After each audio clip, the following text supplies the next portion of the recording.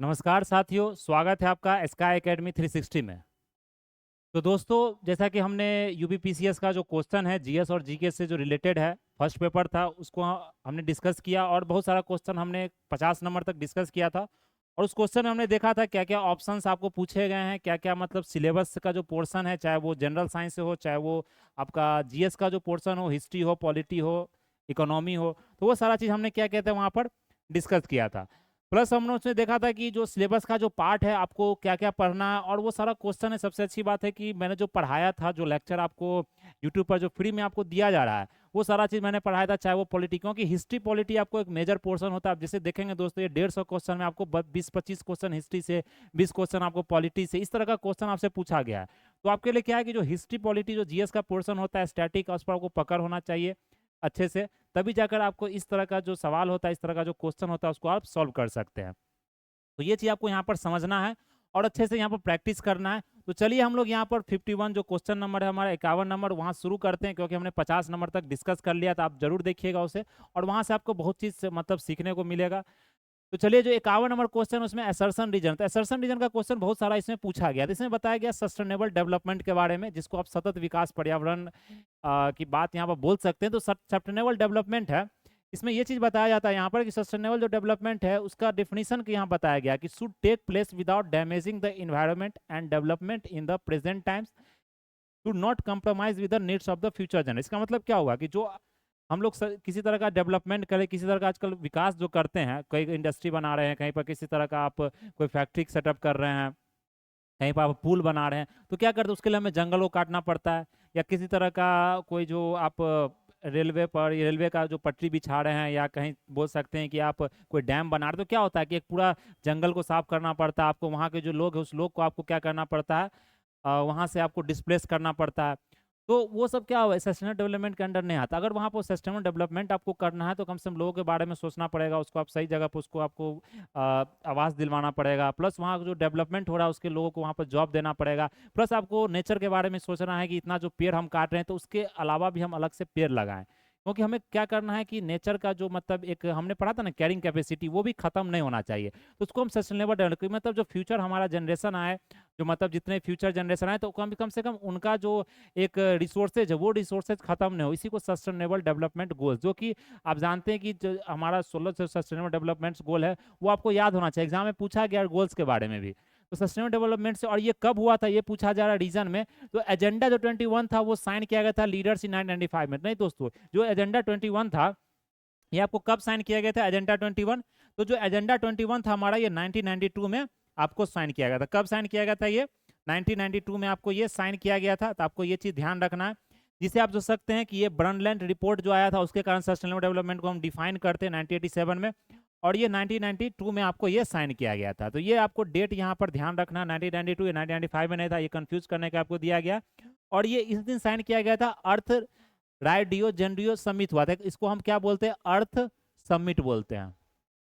ये अर्थ समिट इसको बोलते हैं, जो कि कहाँ पर हुआ था? रायो डी जेनेरियो। तो पूछा जा सकता है आपको, रायो डी जेनेरियो, जो कि आपको ब्राजील में, कहाँ पर ये पड़ता है? ये ब्राजील जगह में, वहाँ का हेडक्वार्टर है, बोल सकते हैं कैपिटल के रूप में इसको जाना जाता है।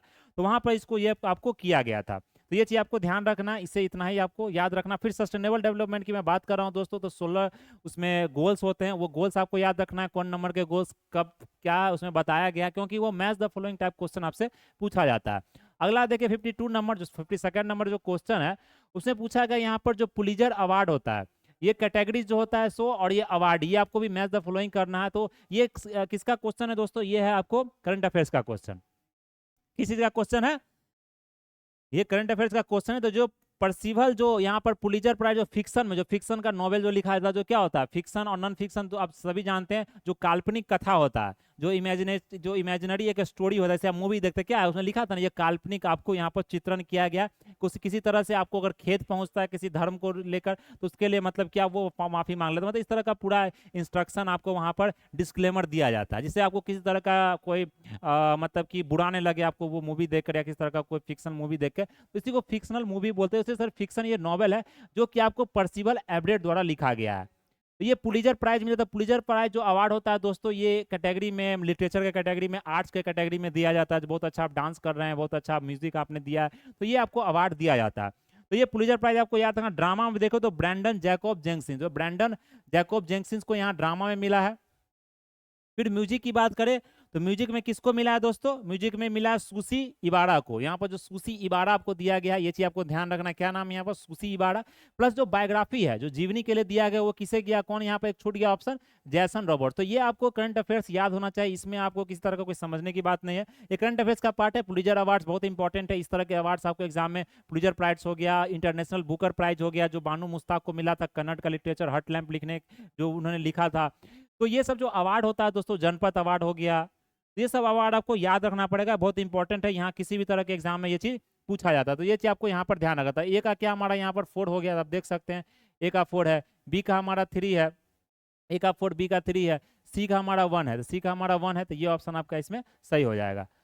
अगला हम देखेंगे यहाँ पर विच ऑफ द फॉलोइंग एंजाइम्स, ये आपको साइंस का क्वेश्चन है जो बायोलॉजी से रिलेटेड है। तो इसमें पूछा गया एंजाइम्स, जो प्रोटीन के पाचन के लिए जो अमाशय में निम्नलिखित में से कौन सा एंजाइम आपको निकलता है, which enzymes is released for protein digestion की अगर बात करें तो यहाँ आप देखते हैं क्या नाम है, क्या नाम है, काइमोट्रिप्सिन, ट्रिप्सिन, पेप्सिन। तो आप जानते हैं स्टोमच में ये पेप्सिन रिलीज होता है, जो हाइड्रोक्लोरिक एसिड के कारण ये कन्वर्ट होता है, ये आपको खाना पचाने में मदद करता है, पेप्सिन एंजाइम।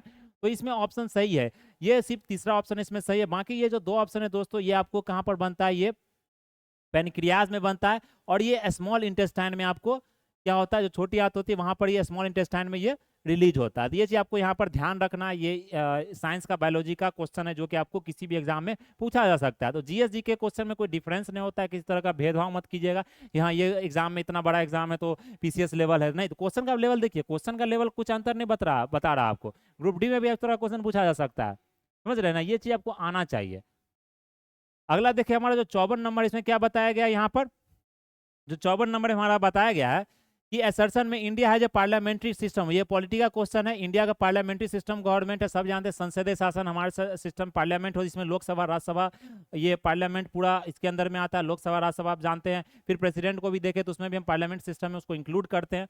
तो ये प्रेसिडेंशियल सिस्टम आप जानते हैं क्या होता है, ये चलता है अमेरिका में, स्विट्जरलैंड में, लेकिन हमारे देश में पार्लियामेंट, इसके पीछे का भी रीजन है क्योंकि ब्रिटिश सरकार द्वारा पूरा राज किया गया, 100 साल 200 साल राज किया गया, तो वो पूरा जो गवर्नेंस सिस्टम था हमारे देश का, जो पूरा शासन था, वो आपको पार्लियामेंट्री सिस्टम ही था।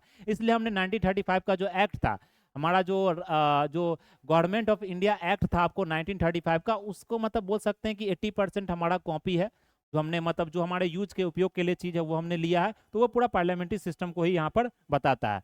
अब देखें निष्ठा क्या है कि जो पार्लियामेंट सिस्टम में क्या होता है, एग्जीक्यूटिव रिस्पॉन्सिबल होता है लेजिस्लेटर। यहाँ पर बिकॉज आपको लगाना, हमने बात किया ना, इसमें आपको बिकॉज लिख ही लेना क्वेश्चन में, because India the executive is responsible to the legislature, जो कार्यपालिका व्यवस्था पालिका के प्रतीक उत्तरदायी होते हैं। तो ये चीज आपको ध्यान रखना है, भारत में कार्यपालिका व्यवस्थापिका के क्या होते हैं, वो प्रति उत्तरदायी होते हैं, रिस्पॉन्सिबल होते हैं किसी तरह का जो एग्जीक्यूटिव कोई फंक्शन करता है, क्योंकि एग्जीक्यूटिव का क्या बनता है, जो कानून को क्या करना है, आपको इंप्लीमेंट करना। बाकी लेजिस्लेचर का काम क्या होता है, वो कानून बनाता है, रूल्स को बनाता है, लेकिन यहाँ पे एग्जीक्यूटिव फॉलो करता है, उस चीज को इंप्लीमेंट करता है। तो ये बोथ ऑप्शन आपका सही है, और प्लस करेक्ट एक्सप्लेनेशन भी आपका है। तो ये चीज आप समझ रहे हैं, यहाँ पर किसी तरह का कोई दिक्कत नहीं है, सारा चीज क्लियर हो रहा है। फिर अगर 55 नंबर की हम बात करें यहाँ पर दोस्तों, तो 55 दे सकते हैं पास 12 बताइए, आपको बोल सकते हैं भारतीय भूगोल इंडियन ज्योग्राफी से क्वेश्चन है, बहुत सिंपल क्वेश्चन है, लिपुलेख पास सभी लोग जानते हैं। ये कहाँ पर आपको, हिमाचल प्रदेश में, नाथुला सिक्किम में, ये सही है। बोमडिला आपको कहाँ पर, अरुणाचल प्रदेश में, सिपकिला भी हिमाचल प्रदेश में, लेकिन लिपुलेख आपका कहाँ है दोस्तों, आपको ये भी चीज आपको यहाँ पर ध्यान रखना पड़ेगा। तो अगर लिपुलेख की हम बात करें यहाँ पर, तो लिपुलेख आपको लद्दाख में ये नहीं है, लिपुलेख कहाँ है आपको, लद्दाख में नहीं, उत्तराखंड में, हमने हिमाचल प्रदेश बोल दिया दोस्तों, आपको याद रखना ये हिमाचल प्रदेश में नहीं है, ये कहाँ है आपको, ये उत्तराखंड में है, जिसे आप यूपी बोल सकते हैं, उत्तराखंड में है लिपुलेख, आपको याद रखना, near tri junction, India Nepal China के बॉर्डर पर ये शेयर करती है, पिथौरागढ़ डिस्ट्रिक्ट में। इंडिया चैनल पर सिपकिला पास भी इंडिया चैनल बॉर्डर पर आपको शेयर करती है। तो पासेज आपको याद रखने हैं, पासेज जो एग्जाम में पूछा जाता है, ज्यादा नहीं, 10 से 12 पासेज हैं जो आपको याद रखने हैं। तो इसमें 2, 3, 4 आपका क्या ऑप्शन सही है। चलिए अगला देखिए हमारा जो 56 नंबर है, which among the following words were inserted in the preamble, जो प्रीएम्बल में जो ऐड किया गया था दोस्तों, 42वां जो संशोधन हुआ था 52nd, ये 1976 हुआ था, आपको ध्यान रखना, 4 + 2 क्या होता है, 6 हो जाता है। तो 1976 में हुआ था 42nd कॉन्स्टिट्यूशन, मिनी कॉन्स्टिट्यूशन के नाम से भी जानते हैं, क्योंकि बहुत ज्यादा संशोधन यहाँ पर हुआ था, ये इंदिरा गांधी के गवर्नमेंट के समय में हुआ था, यह जो संशोधन हुआ था। तो मिनी कॉन्स्टिट्यूशन बोला जाता है, ये 42वां संशोधन में 1976 में हुआ था, इसमें कि सोशलिस्ट, सेकुलर और बोल सकते हैं आपको यहाँ पर रिपब्लिक भी नहीं ऐड किया गया था, सॉवरन भी ऐड नहीं किया, सोशलिस्ट, सेकुलर और इंटीग्रिटी आपको यहाँ पर ऐड किया गया था, किसको? समाजवादी को, धर्मनिरपेक्षता को, संप्रभुता गणतंत्र, धर्मनिरपेक्षता और समाजवादी, ये चीज आपको ध्यान रखना है। तो फर्स्ट और सेकंड आपका ये बहुत सिंपल सा सवाल है, ये आपका गलत हो गया तो फिर समझिए आप बाहर है, मतलब आप पूरा खेल से बाहर हो गए। तो मतलब कि एग्जाम का जो खेला खेलना है दोस्तों, तो इस तरह का सवाल आप गलत नहीं कर सकते ना, तो लिस्टे से बाहर हो जाइएगा। ये सब बहुत सिंपल सवाल है, ये कोई स्टूडेंट गलत नहीं करते हैं, मतलब अधिकतर जो स्टूडेंट होते हैं वो गलत नहीं कर पाते। जो नहीं पढ़े हैं, जिनका बेसिक बहुत ज़्यादा दिक्कत है, बेसिक वो नहीं जानते, उन्हीं लोगों का ये सवाल गलत होगा। ये गलत नहीं होना चाहिए, पढ़ाई छोड़ दिए गलत हो रहा है तो, समझ रहे हैं ना? ये सब सारा मैंने पढ़ाया भी है, अच्छे से जाके देखिए उस चीज़ को, इसलिए कहता हूँ लेक्चर अटेंड कीजिए, वैसे काम नहीं चलेगा। सिर्फ किताब भी पढ़ रहे हैं तो कम से कम चीज़ों को याद रखिए, लेक्चर देखिए, किताब पढ़िए, जो प्रॉब्लम होता है वो पूछिए, हम लोग टेस्ट भी ले रहे हैं, टेस्ट अटेंड कीजिए। वो सब करेंगे ना, फिर बाद में कहेंगे सर नौकरी नहीं मिला। भाई मेहनत भी तो करना पड़ेगा, तभी तो नौकरी होगा। मेहनत नहीं कीजिएगा तो फिर आप नौकरी का कोई मतलब ये भी नहीं रख सकते, एम भी नहीं रख सकते, हाँ ये करेंगे वो करेंगे। दिन में वो मतलब सपना खुली आंखों से देखना चाहिए, नहीं कि आप सपना देख रहे हैं कि हम ये बन गए वो बन गए। सपना देखिए तो उसको आप करने का एक मतलब बोल सकते हैं, एक आप कैपेबिलिटी भी रखिए, एक सक्षमता जो होता है वो आपको रखना पड़ेगा, तभी जाकर आप एग्जाम में उस तरह का सफलता आप पा सकते हैं। फिर अगर देखें ये लिस्ट मिलाया जा रहा है कि कहाँ पर किसका टॉम बना, जो मकबरा बनाया गया किस एम्परर का कहाँ पर बनाया गया, इसको टॉम बोलते हैं इंग्लिश में। तो बाबर का कहाँ बना दोस्तों? तो बाबर का ये काबुल में बनाया गया। हुमायूं का अगर देखें तो ये दिल्ली में बनाया गया। जहांगीर का लाहौर में बनाया गया। शाहजहां का आपको आगरा में बनाया गया। तो आपको ऑप्शन से मिला लीजिएगा, तो ए का 4 हो जाएगा, बी का 3 हो जाएगा, तब पता चल गया। जहांगीर और शाहजहां, जहांगीर का हमारा लाहौर में, सी का 2 देख लिए, तो आपको पहला ऑप्शन यहाँ पर से हो जाएगा। देखिए कितना सिंपल सा सवाल है, ये भी मैंने पढ़ाया है जब मेडिवल हिस्ट्री मैंने कंप्लीट किया था। बाकी आप एप्लीकेशन पर भी जाकर देख सकते हैं, जो कि हमारा लेक्चर वहाँ पर रिकॉर्ड हो रहा है, अभी हम लोग उसको भी रिलीज करेंगे, वहाँ पर और डिटेल में ले गया। लेकिन मैं फिर भी डिटेल में मैंने पढ़ाया, बहुत अच्छे से पढ़ाया। आप चीज़ को जाकर देखिए, खोजिए, आपको मेडिवल हिस्ट्री मिल जाएगा। इतना लेक्चर मैंने फ्री में दिया, अगर आप पढ़ लेंगे तो मुझे नहीं लगता है कि एग्जाम आपका छूटेगा। अभी एसआई का एग्जाम अगर मैंने जो हिस्ट्री और पॉलिटी पढ़ा दिया, अगर उसको पढ़ लीजिएगा तो गारंटी दे के मतलब बोल सकता हूँ, श्योरिटी दे सकता हूँ कि आपका एग्जाम, अगर आप पूरे मतलब शिद्दत से उस चीज़ को आप करेंगे तो आपका एग्जाम निकल जाएगा। उतना भी भारी नहीं पूछा जाता दोस्तों, थोड़ा सा विश्वास करिए, भारी इतना नहीं पूछा जाता है। देख रहे हैं क्वेश्चन को, देखिए मैं तो आपको इसलिए क्वेश्चन करा रहा हूँ कि आपको विश्वास लगे कि हाँ जो क्लास में पढ़ाया जा रहा है, जो क्वेश्चन पूछा रहा है, कुछ अंतर नहीं है, जो पढ़ा रहे हैं वहीं से पूछा जा रहा है। तो बोलते हैं कि हमसे सवाल नहीं बन, कैसे नहीं बनेगा? अगर पढ़ेंगे नहीं तो कैसे बनेगा? बात बोलिए, समझ रहे हैं ना? तो आपने देखा होगा जो दशरथ मांझी का जो मूवी था, मांझी द माउंटेन में, उसमें क्या उन्होंने बोला लास्ट में? भगवान के भरोसे मत बैठिए। समझ रहे हैं ना? क्या पता भगवान आपके भरोसे बैठे हो, तो मतलब पोस्ट के भरोसे मत, क्या पता पोस्ट आपके भरोसे बैठा हो, ये भी आप लगा सकते हैं वहां पर। तो रामसर जो वेटलैंड है दोस्तों, ये पूछा गया, उत्तर प्रदेश का एग्जाम था इसलिए पूछा गया कौन उत्तर प्रदेश में सिचुएटेड नहीं। जब बिहार का एग्जाम उसे पूछा गया कौन रामसर साइड, बिहार में भी 2 नया बना, हमने बात भी किया था, बोल सकते हैं। तो उसमें कौन सा बना था बिहार में? कांवर तिल था, आप सभी जानते हैं कांवर तिल, जिसको कांवर झील बोलते हैं, बेगूसराय में। प्लस अगर देखें तो वाल्मीकि में भी एक उदयपुर लेक तो था उसका, वो भी आपको रामसर साइड में आया। प्लस अगर देखें तो जो जमुई में है आपको जो 2 बर्ड सेंचुरी आपको नागीनक्टी डैम, वो भी आपको इसमें आया है। तो ये सब सारा जो चीज़ है आपको ध्यान रखना पड़ेगा, तभी जाकर आप एग्जाम में उस तरह का सफलता पा सकते हैं। फिर अगर देखो उत्तर प्रदेश में सरसाई, नवर झील, समसपुर बर्ड सेंचुरी, दूधसागर दोस्तों अगर देखें हम बात करें, दूधसागर कहाँ पर आपको, ये अगर बात करें दूधसागर आई थिंक हिमाचल प्रदेश में है, ये चीज़ आपको यहाँ पर ध्यान रखना है। दूधसागर क्या है? त्रिपुरा में है, यूपी में नहीं। दूधसागर कहाँ हमारा? त्रिपुरा में है। सुल्तानपुर अगर देखें तो सुल्तानपुर अगर आपको देखने को मिल जाएगा तो ये हमारा हरियाणा में है, गुरुग्राम में, यहाँ पर हरियाणा में आपको देखने को मिल जाएगा। फिर समसपुर बर्ड सेंचुरी और क्या है सराय नहर, ये आपको दोनों यूपी में मिल जाएगा। तो पहला दूसरा आपको, या तीसरा चौथा क्या होगा गलत हो जाएगा, ये आपको यूपी में नहीं है। तो ये चीज़ आपको यहाँ पर ध्यान रखना है। फिर अगला देखें हमारा ग्लोबल वेज रिपोर्ट, ये रिपोर्ट किसके द्वारा यहाँ पर निकाला जाता है? जो ग्लोबल हमारा वेज रिपोर्ट है, ये बहुत सिंपल सा सवाल है, एग्जाम में पूछा गया था, मैंने करंट अफेयर्स में इस चीज़ को पढ़ाया था वेज रिपोर्ट के बारे में। तो ये रिपोर्ट जब निकाला जाता है दोस्तों, ये only one international level organization के द्वारा, ILO के द्वारा ये चीज़ निकाला जाता है यहाँ पर। चलिए, क्योंकि ये लेबर ऑर्गेनाइजेशन होता है, यही वेज रिपोर्ट टाइप का पूरा जो डाटा है यही पब्लिश करते हैं। फिर अगर ग्लोबल फाइनेंशियल स्टेबिलिटी रिपोर्ट की बात करते हैं, ये किसके द्वारा? इंटरनेशनल मॉनेटरी जो फंड है IMF के द्वारा ये निकाला जाता है। IMF से रिलेटेड 2-3 सवाल पूछे गए थे। ये इंपॉर्टेंट बॉडी है जो ग्लोबल ऑर्गेनाइजेशंस की हम बात करते हैं दोस्तों। आगे पढ़ेंगे ग्लोबल ऑर्गेनाइजेशंस का हम एक अलग टॉपिक भी लाएंगे, उसमें सारे जो वर्ल्ड के 50-60 ऑर्गेनाइजेशंस है जो इंपॉर्टेंट एग्जाम में पूछा जा सकता है, उसको भी हम लोग वहाँ पर कवर करेंगे। आगे क्लास में जब करंट अफेयर्स का वो कोर्स मैं शुरू करूँगा उसमें मैं बताऊँगा आपको। तो ये आपको यहाँ पर ध्यान रखना है। ग्लोबल वेज रिपोर्ट ILO के द्वारा किया जाता है, और ग्लोबल जो फाइनेंशियल स्टेबिलिटी रिपोर्ट है दोस्तों, वो किसके द्वारा किया जाता है यहाँ पर? इंटरनेशनल मॉनेटरी फंड के द्वारा यहाँ पर किया जाता है। इसमें फाइनेंशियल मार्केट के बारे में सब में जितना भी मार्केट्स होता है, पॉलिसी होता है, इसके बारे में यहाँ पर रिलेटेड आपसे पूछा जाता है, इसमें बताया जाता है। तो ये चीज़ आपको यहाँ पर ध्यान रखना, इंटरनेशनल मॉनेटरी फंड। फिर अगला देखें तो ये सब बहुत सारा सिंपल सवाल है जो आपको आना चाहिए, इसमें किसी तरह का आप गलती नहीं कर सकते हैं, कोई रिस्क नहीं ले सकते यहाँ पर। फिर अलग देखें यहाँ पर अगला सवाल हमारा क्या है, लिचन्स के बारे में पूछा। तो लिचन्स आप जानते हैं दोस्तों, ये क्या होता है? एक सिम्बायोटिक रिलेशनशिप होता है फंगाई और अलगी के बीच में, जो कि मतलब एक माइक्रो ऑर्गेनिजम्स की तरफ इसको आप बोल सकते हैं। तो ये क्या है कि जो मतलब बताता है very good indicators of pollution. तो आप जानते हैं कि जहाँ पॉल्यूशन होता है, इसलिए शहरी क्षेत्र में आपको लिचन्स देखने को नहीं मिलेगा, क्योंकि जो पॉल्यूशन वाला जो एरिया होता है, प्रदूषित वाला जो जगह होता है, वहाँ पर आपको लिचन्स नहीं पाया जाता है। तो इसका मतलब क्या है कि वहाँ पॉल्यूशन बहुत ज़्यादा है, लेकिन आपको जहाँ लिचन्स देखने को मिलेगा मतलब वहाँ पॉल्यूशन कम है, इसलिए ग्रो वेल इंपॉर्टेंट नहीं। तो ये ऑप्शन आपका सही है। तो पहला ऑप्शन क्या, दोनों क्या है कि विरोधाभास है, दोनों एक दूसरे का कॉन्ट्राडिक्टरी है। तो पहला ऑप्शन हमारा क्या हो जाएगा, इसमें पूछा गया करेक्ट। ये भी आपको यहाँ पर ध्यान रखना। सबसे पहले जब आप स्टेटमेंट पढ़ते हैं, सबसे पहले जो क्वेश्चन पढ़ते हैं, तो वहाँ पर आपको क्या करना, अंडरलाइन करना है कि नॉट करेक्ट पूछ रहा है या करेक्ट पूछ रहा है, वो सबसे जरूरी है। उसके बाद आप ऑप्शन पढ़ाइए, उसके बाद आप स्टेटमेंट पढ़ाइए। नहीं तो क्या किया आपने, ये यहाँ तक पढ़ा और इसको बनाना शुरू कर दिया, तो फिर वो गलत हो जाएगा। उसमें 2-4 क्वेश्चन आपका गलत हो जाता है, लिस्ट से बाहर हो जाइएगा, इस चीज़ को ध्यान रखिए। तो दूसरा आपका गलत हो जाएगा, तो पहला हमारा क्या यहाँ पर सही होगा। फिर अगला अगला देखिए हमारे 62 नंबर। तो 62 नंबर देखिए इंटरनेशनल, देखिए ये आपको बीपीएससी में पूछा गया था, वहां से रिपीट कर दिया। तो बीपीएससी का अगर मैंने जो सवाल बताया था, अगर आप उस वीडियो को देखिएगा तो आपका ये ऑप्शन सही हो जाएगा। उसे मैंने बताया था ओजोन इंटरनेशनल डे बीपीएससी में पूछा गया था, जो बीपीएससी का 71वीं का जो प्रीलिम्स हुआ था, वो 16 सितंबर को वो मनाया जाता है। लेकिन वर्ल्ड इन्वायरमेंट देखे वहां पर तो 5 जून को ही मनाया जाता है, ये भी आप जानते हैं। वर्ल्ड वाइल्ड लाइफ डे दोस्तों, ये आपको 22 मार्च को नहीं मनाया जाता। वर्ल्ड वाइल्ड लाइफ डे 22 मार्च को नहीं मनाया जाता है। इसके पीछे का रीजन क्या है, यहाँ पर मॉन्ट्रियल डिक्लेरेशन साइन हुआ था, जिसमें कि आपको क्लोरोफ्लोरोकार्बन्स का जो यूज है वो नहीं यहाँ पर किया जाता। तो मॉन्ट्रियल आपको यहाँ बोल सकते हैं प्रोटोकॉल है, जो कि साइन हुआ था 16 सितंबर, इसलिए ओजोन डे हम उसलिए मनाते हैं। प्लस अगर देखें इन्वायरमेंट, तो 5 जून को यहाँ पर इसलिए मनाया जाता है क्योंकि उसने UN जनरल असेंबली का वहाँ पर आपको शिलान्यास किया गया, तो उसको वहाँ पर बोल सकते हैं कि संस्था को रखा गया था, उसी कारण हम मनाते हैं। जो हर एक साल ये वर्ल्ड इन्वायरमेंट डे मनाते हैं। ये सब इंपॉर्टेंट आपका दिवस है, दिवस से कम 2 से 3 क्वेश्चन आपका, और ये पूछा गया है बीपीएससी में, जो कि रिपीटेड क्वेश्चन है। तो अगर बीपीएससी का आप देखेंगे वीडियो, तो ये क्वेश्चन आपका सॉल्व हो जाएगा, नहीं देखेंगे तो नहीं होगा।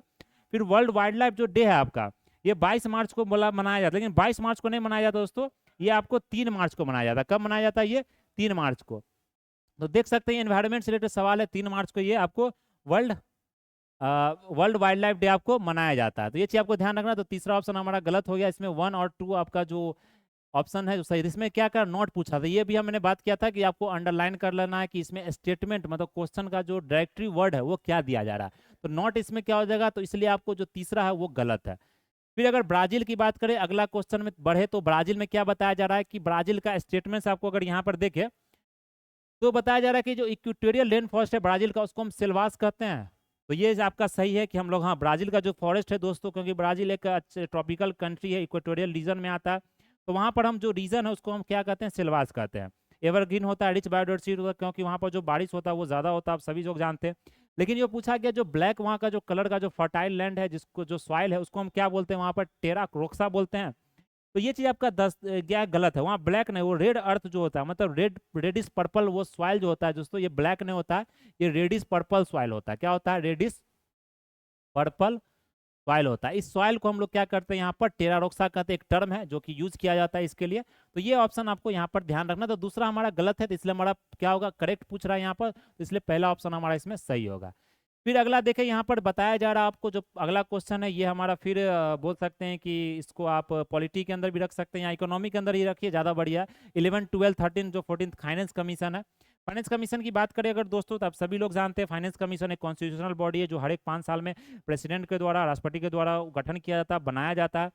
तो इसमें ये चीज़ आपसे पूछा जा रहा है कि कौन से फाइनेंस कमीशन के कौन चेयरमैन थे, क्योंकि उसमें आप जानते हैं फाइनेंस कमीशन के मतलब कि मेंबर जो होता है 3 मेंबर, मतलब 4-5 मेंबर होते हैं, एक चेयरमैन होते हैं, बाकी आपको जो डिप्टी चेयरमैन का जो पोस्ट होता है, जो मतलब जितने सारे मेंबर। फाइनेंस कमीशन का काम क्या होता है दोस्तों, हमने बात किया फाइनेंस कमीशन के बारे में, इससे रिलेटेड अनुच्छेद है, आर्टिकल है, वो सारा चीज़ तो आर्टिकल 280 के अंदर, अनुच्छेद 280 के अंदर ये मतलब फाइनेंस कमीशन बॉडी का गठन किया जाता है। इसमें क्या होता है कि 5 साल का इसका अंतराल होता है, लेकिन इसका जो रिकमेंडेशन होता है वो बाइंडिंग नहीं होता है। गवर्नमेंट को ये नहीं कि जबरदस्ती वो मतलब रिकमेंडेशन को मानना ही है। ये रिकमेंडरी नेचर का, एक एडवाइजरी नेचर का होता है। गवर्नमेंट मान भी सकती है इसकी बात को, नहीं भी मान सकती है। तो ये चीज़ आपको ध्यान रखना। प्लस इसमें ये भी इससे आपसे पूछा जा सकता है कि जो फाइनेंस कमीशन का जो कॉन्स्टिट्यूशन किया था वो किसके द्वारा, प्रेसिडेंट के द्वारा किया जाता है, और इसका जो काम क्या होता है, ये पूछा जा, वर्क क्या होता है। इसका काम होता है कि जो टैक्स का जो बंटवारा होता है, चाहे सेंटर का टैक्स हो या स्टेट का टैक्स हो, कितना ग्रांट्स देना चाहिए स्टेट को, तो ये सब फाइनेंस कमीशन का जो रिकमेंडेशन होता है इसके अंतर्गत वो चीज़ आता है। तो 11th फाइनेंस कमीशन में कौन से, इसमें जो क्वेश्चन पूछा गया चेयरमैन, तो ये 11th फाइनेंस कमीशन के जो चेयरमैन थे ये 2000 में, आप सभी जानते हैं ये 2000 के समय में ईडी में ये चीज़ हुआ था, 2000 ईस्वी में। इसमें जो चेयरमैन थे कौन थे, प्रोफेसर ए एम खुसरू। कौन थे इसमें, 11th में प्रोफेसर ए एम खुसरू थे। 12th फाइनेंस कमीशन 2005 में हुआ था, इसके प्रोफेसर डॉक्टर सी, जो प्रोफेसर ने, चेयरमैन कौन थे, doctor C Rangarajan, 12th finance commission के। 13 जो फाइनेंस कमीशन था दोस्तों 2010 में हुआ था, इसके चेयरमैन कौन थे यहाँ पर, डॉक्टर विजय केलकर, डॉक्टर विजय एल केलकर 13 के। 14 के कौन हो गए, डॉक्टर वाई बी रेड्डी, जो कि आगे जानते हैं 2015 में हुआ था, जो मतलब 5 साल के बनाया गया था, लेकिन फिर जब गवर्नमेंट का चेंज हुआ तो आप जानते हैं, मतलब 2013 में तो चेंज हुआ था, हाँ 14 में, तो फिर मतलब बीजेपी गवर्नमेंट द्वारा बनाया जाए, मतलब हर एक मतलब 5 साल में होता है। तो ये गवर्नमेंट की बॉडी नहीं बोल सकते, कॉन्स्टिट्यूशनल बॉडी है। वो एक प्लानिंग कमीशन अलग होता है, वो मैं बात नहीं कर रहा हूँ, ये मैं फाइनेंस कमीशन की बात कर रहा हूँ। तो डिफरेंस पता होना चाहिए आपको। तो ये चीज़ आपको ध्यान रखना। तो ऑप्शन अगर आप मिलाइएगा दोस्तों तो क्या हो गया, जो हमारा ए हो गया इसमें, अगर ऑप्शन देखेंगे आप तो कौन सा ऑप्शन सही हो जाएगा, ए ऑप्शन हमारा इसमें सही हो जाएगा। ए का 3 है हमारा, बी का 1 है, और सी का 4 देख सकते हैं, और डी का जो 3 है। ये ऑप्शन आपको यहाँ पर ध्यान रखना है। अगला देखें यहाँ पर 65 नंबर, अगर हम बात करें यहाँ पर, तो जो 65 नंबर है दोस्तों, which among the following are not the social indicator of poverty. तो मतलब जो बोला जाता है कि निर्धनता, जो गरीबी है, उसका सामाजिक संकेतक कौन सा नहीं है, नहीं है पूछा गया है, नॉट इज।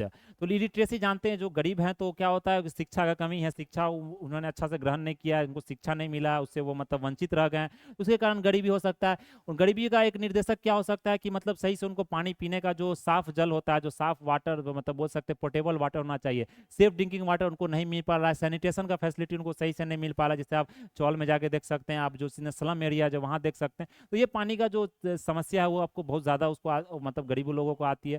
फिर अगर जॉब अपॉर्चुनिटीज की बात करते हैं, जॉब अपॉर्चुनिटी भी देख सकते हैं, उनको सही से, आपको दिहाड़ी मजदूर होते हैं वो, मतलब काम करते, रोज काम करते, रोज कमाते, तो वो मतलब जॉब अपॉर्चुनिटी उनको उस तरह से, सोशल जो सिक्योरिटी होता है, जॉब का जो सिक्योरिटी होता है वो नहीं मिल पाता, वो सरकारी जॉब के लिए एलिजिबल नहीं हो पाते, क्योंकि उन्होंने उस तरह का पढ़ाई नहीं किया होता, उनको पढ़ाई से वंचित होते हैं। सामाजिक कारणों के कारण जो मतलब दुविधा होता है, या किसी तरह के जो आर्थिक स्थिति उनका होता है, इकोनॉमिकली वो साउंड नहीं होते, उतने फाइनेंशियली उतने ज़्यादा साउंड नहीं होते हैं, तो वो सब के कारण वो क्या होता है, एक पॉवर्टी का निर्देशक है, मतलब बोल सकते हैं इंडिकेटर है, जो मतलब संकेतक है। लेकिन एक जो साइज ऑफ द हाउस, मतलब साइज ऑफ द हाउस एक मतलब बोल सकते हैं वेग टर्म है, इससे आप ये नहीं पता चल जाता है घर का आकार।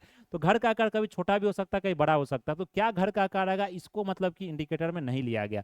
ये चीज़ आपको ध्यान, अगर यही चीज़ दिखा रहा था कि हाउस नहीं उसके पास रहने के लिए, तो भी यहाँ पे इंडिकेटर हो सकता था, लेकिन ये चीज़ नहीं होता। 4 ऑप्शन आपका इसमें नॉट बोल रहा, तो ये 4 ऑप्शन इसका सही होगा। तो ये चीज़ आपको ध्यान रखना है।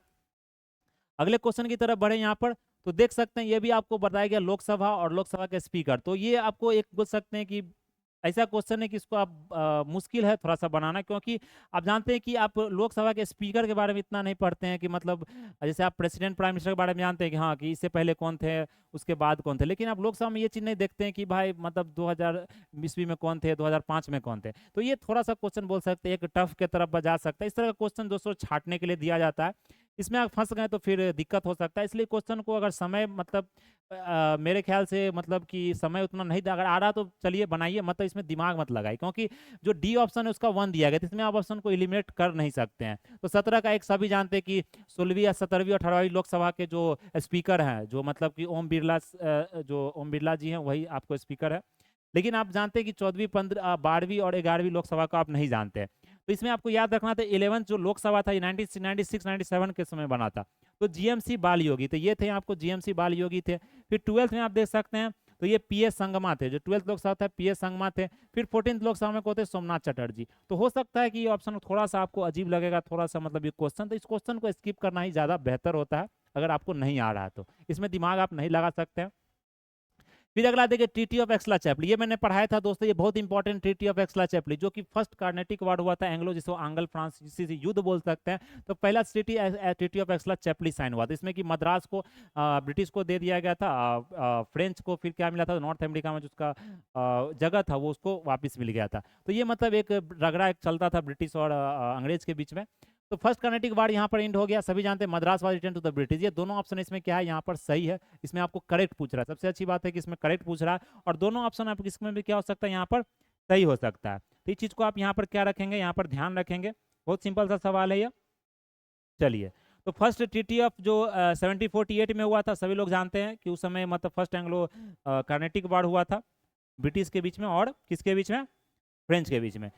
फिर अगला देखिए, अगला हमारा मैच द फॉलोइंग है, जिसमें कि आपको सूची 1 से सूची 2 को मिलाना है। यहाँ पर सिटी और रिवर, मतलब ये चीज आपको ध्यान रखना है दोस्तों, ये ज्योग्राफी का क्वेश्चन बन जाता है, क्योंकि क्या होता है जो मतलब सिटी या किस तरह का जो शहर है किसके नजदीक, जैसे पटना है, पटना एक शहर है, एक जिला है, वो किस नदी के किनारे मतलब आपको स्थापित, किस नदी के किनारे वो स्थापित है या मतलब लोकेटेड है। तो ये क्वेश्चन तो आप जानते हैं पटना नदी के किनारे है। उसी तरह से जैसे हम हैदराबाद सिटी के दे रहे, तो हैदराबाद जो सिटी देखे यहाँ पर आपको पूछ दिया पलेरू, तो ये पलेरू नहीं दोस्तों, हैदराबाद का जो सिटी आप सभी लोग जानते हैं वो किस नदी के किनारे, वहां पर मूसी रिवर के किनारे। तो आपको हैदराबाद कहाँ पर है दोस्तों, ये मूसी रिवर के किनारे लोकेटेड है। न्यू ऑर्लियंस मिसौरी है, कोलोगन राइन है, बुडापेस्ट आपको दानूबे है। तो ये चीज आपको मिसिसिपी, मतलब न्यू ऑर्लियंस मिसिसिपी नहीं है, मिसौरी है। न्यू ऑर्लियंस आपको देखे तो ये कहाँ है, मिसिसिपी है। मिसिसिपी जो रिवर है वो है, ये गलत है दोस्तों, ये मिसिसिपी है। मिसी क्या नाम है, थोड़ा सा आप स्पेलिंग आप देख सकते हैं, मिसिसिपी है। ये चीज आपको ध्यान है, ये मूसी रिवर है। तो ये दो ऑप्शन इसमें गलत है, लेकिन नॉट पूछा जा रहा था, इसमें क्या होगा दूसरा, और जो हमारा बोल सकते हैं तीसरा और चौथा ऑप्शन है, ये सबका इसमें सही होगा। तो ये चीज आपको ध्यान रखना, इस तरह का क्वेश्चन आपसे पूछा जाता है। मैप का जो हम क्लास करेंगे उसमें चीज को बताएंगे, लेकिन फिर भी आपको ध्यान रखना कि मैपिंग का क्वेश्चन बहुत सारा एग्जाम आपसे पूछा, क्योंकि भारतीय भूगोल आपके सिलेबस में दिया गया है। फिर अगर अगला देखिए बेकिंग सोडा, तो बेकिंग सोडा आप सभी लोग जानते हैं कि उसका फॉर्मूला क्या होता है। देखिए डायरेक्ट फॉर्मूला आपसे पूछ दिया गया, तो ये ऑप्शन आपको गलत नहीं होना चाहिए, बहुत सिंपल सा सवाल है। तो बेकिंग सोडा का फॉर्मूला NaSCO थ्रू होता है, सोडियम हाइड्रोजन कार्बोनेट। बहुत सारे स्टूडेंट यहाँ पर कंफ्यूज कर क्या क्या कहा जाते हैं, सोडियम कार्बोनेट को यहाँ पर बहुत सोडियम बाइकार्बोनेट समझ जाते हैं, Na2CO3 जिसको, तो वो वॉशिंग सोडा होता है। तो वॉशिंग में आपको H हटाना है, मतलब वॉशिंग में H हटाना है, बेकिंग में आपको H डालना है। तो बेकिंग सोडा में क्या होता है, H का यहाँ पर यूज होता है। NaHCO3 ये फायर एक्सटिंग्विशर में काम करता है, ये भी आपका ऑप्शन क्या है यहाँ पर सही है, फायर एक्सटिंग्विशर, क्योंकि इसमें कार्बन डाइऑक्साइड आपको आप बोल सकते हैं कि रिलीज होता है जब ये हीट होता है, तो इसलिए इसको मतलब कार्बन डाइऑक्साइड रिलीज होता है। तो आप जानते हैं ऑक्सीजन को क्या, ऑक्सीजन हल्का होता है, कार्बन डाइऑक्साइड क्या होता है, आग को आपको बुझा देता है, इसलिए फायर एक्सटिंग्विशर में हम इसका यूज करते हैं। तो 69 का ये आपका दोनों ऑप्शन सही हो, क्योंकि यहाँ पर करेक्ट पूछ रहा है, नॉट करेक्ट नहीं पूछ रहा, करेक्ट पूछ रहा है। तो ये जो डायरेक्टिव वर्ड है इसको आपको यहाँ पर ध्यान देना। फिर पूछ रहा है जो एनुअल ग्राउंड वाटर रिपोर्ट है, जो 2024 में आपको ग्राउंड वाटर रिपोर्ट जो बनाया गया था, वो किसके द्वारा बनाया जाता, कौन से बॉडी के द्वारा बनाया था, 70 में देख सकते हैं। इसमें आपको ध्यान रखना है दोस्तों, ये जो ऑप्शन दिया गया कि वो सेंट्रल ग्राउंड वाटर बोर्ड के द्वारा बनाया जाता है, जो कि इस तरह के बॉडी होती है, वो चीज आपको ध्यान रखना है। चलिए, मिनिस्ट्री ऑफ जल शक्ति के अंदर ये बॉडी आता है। फिर अगला देखिए, ये देखिए हमने बताया था ना कि जो मतलब कमीशन से क्वेश्चन पूछा गया था, लैंग्वेज पर भी क्वेश्चन था और कमीशन से। देख रहे एक क्वेश्चन एक ही टॉपिक से आपको 4-4 5-5 तरह के क्वेश्चन पूछा जा रहा है। तो इस तरह के सवाल आपको छोड़ना नहीं, इस तरह के सवाल जो होते हैं वो बहुत ज्यादा इंपॉर्टेंट होते हैं। इसमें आपको सीख लेना है कि हाँ, हमके कोई भी सवाल या कोई भी क्वेश्चन को हमको हल्का नहीं समझना। तो KT शाह जैसे हम बात करें यहाँ पर, तो जो हमारे KT शाह थे ये इसमें नहीं थे, KM पानीकर थे फजल अली कमीशन में, क्योंकि ये 3 मेंबर का आपको कमिटी था, 3 मेंबर का ये कमिटी था, जो कि आपको 19 आई थिंक 1960 के समय, 1956 के समय, 1955-56 के समय ये बना था, जो फजल अली जो कमीशन था। और ये मतलब लैंग्वेज बेसिस पर जो फजल 1953 में बना था, हमने बात किया 1953 में, जिसमें 1956 में स्टेट रीऑर्गेनाइजेशन एक्ट भी बना था इसी के तहत। तो इसने बोला कि हाँ लैंग्वेज बेसिस बना सकते हैं, लेकिन ऐसा ना हो कि एक लैंग्वेज एक स्टेट, वैसे करेंगे तो 1000 से ऊपर स्टेट बन जाएगा। तो लैंग्वेज भी होना चाहिए, प्लस हमारे साथ ये भी होना चाहिए कि एडमिनिस्ट्रेटिव कन्वीनियंस, मतलब सही से हम उस चीज़ को, उस जगह को गवर्न कर सकते हैं, सही से लोगों को मतलब पॉलिसी के बारे में बता सकते हैं, सही से लोगों का मतलब जो एक कल्चर को डिस्ट्रॉय नहीं कर सकते। तो इस तरह का सारा चीज़ ध्यान में रखते हुए हम क्या करेंगे, स्टेट का निर्माण करेंगे। उसी पर देखेंगे आंध्रा स्टेट, तेलंगाना हो गया, चाहे बिहार हो गया, चाहे झारखंड हो गया। तो ये पूरा 28 स्टेट दोस्तों उसी की तरह बना, क्योंकि 14 स्टेट पहले बना हुआ था, बाकी बाद में आपको बना है। तो KT साहब, KM पानीकर, तो KM पानीकर थे, KT साहब ने KM पानीकर, सीतारमैया भी नहीं थे, HM कुंजरू थे। तो ये 2 और 4 आपका इसमें सही हो जाएगा। तो ये चीज आपको यहाँ पर ध्यान रखना। चलिए अगला देखें, यहाँ पर हम 72 नंबर तो ये थोड़ा सा 72 नंबर बोल सकते हैं, इसमें आपको याद होना चाहिए क्रोनोलॉजिकल ऑर्डर। बहुत सारा अपने पॉलिसी के बारे में सुना नहीं होगा, अगर पढ़ा होगा तो आपको ये चीज़ याद होना चाहिए। इस तरह का क्वेश्चन आपसे पूछा जा सकता है। तो जो नेशनल अर्बन जो हाउसिंग एंड हैबिटेट पॉलिसी हुआ था दोस्तों, ये अगर हम बात करें तो सबसे पहले इसको देख लेते 2007 में हुआ था। जल जीवन जवाहरलाल नेहरू जो नेशनल अर्बन रिन्यूअल था, ये 2005 में हुआ था। कब हुआ था ये? 2005 में हुआ था। जो हमारा जल जीवन मिशन है दोस्तों, सभी जानते हैं जल जीवन मिशन बहुत लेट से आया था, जो 2028 तक बताया गया, जिसमें हर एक घर नल जल की जो योजना है वो आपको दिया जा रहा है। तो ये 2019 में हुआ था। तो ये चौथा जो तीसरा है, ये सबसे लास्ट में आ जाएगा आपको। तीसरा ऑप्शन, दो ऑप्शन आप इसमें कैलकुलेट कर सकते हैं। लेकिन अगर बात करें अटल मिशन, जो जिसको हम अमृत कहते हैं, Amrut mission, Atal mission for rejuvenation and urban transformation की बात करते हैं, तो ये जो आया था दोस्तों, ये 2015 में आया था। कब आया था? 2015 में आया था।